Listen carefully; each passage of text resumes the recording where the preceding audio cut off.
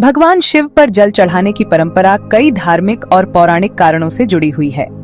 यहाँ कुछ प्रमुख कारण बताए गए हैं। समुद्र मंथन की कथा। समुद्र मंथन के समय जब देवताओं और असुरों द्वारा अमृत निकालने का प्रयास किया गया, तब समुद्र से विष भी निकला।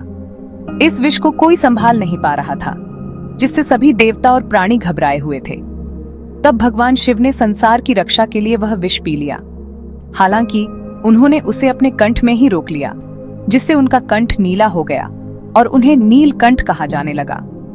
विष के प्रभाव को शांत करने के लिए सभी देवताओं और ऋषियों ने शिव जी पर जल अर्पित किया। इसलिए आज भी भगवान शिव पर जल चढ़ाना उस घटना की याद में किया जाता है, ताकि शिव जी का विष का प्रभाव शांत रहे। शिव जी का शांत और सरल स्वभाव भगवान शिव को प्रकृति और तपस्वी देवता माना जाता है। वह सादगी और संयम के प्रतीक हैं। उन्हें जल बहुत प्रिय है, क्योंकि जल शुद्धता और शांति का प्रतीक है। शिव जी पर जल चढ़ाने का अर्थ है अपनी भावनाओं और मन को शुद्ध करना। इसके साथ ही जल उनकी तपस्या और सरलता को सम्मान देने के रूप में भी अर्पित किया जाता है। जल जीवन का स्रोत है। जल को हिंदू धर्म में एक पवित्र तत्व माना गया है और यह जीवन का मूल स्रोत भी है।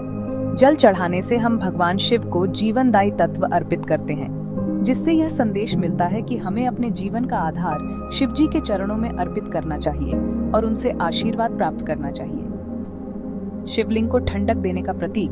भगवान शिव की शक्ति और तप बहुत अधिक है और उनकी ऊर्जा को नियंत्रित करने के लिए उन्हें ठंडक की आवश्यकता होती है। शिवलिंग पर जल चढ़ाने से वह ठंडक प्राप्त होती है, जिससे उनकी तपस्वी ऊर्जा संतुलित रहती है। इसके साथ ही यह भक्तों की श्रद्धा और समर्पण का भी प्रतीक है।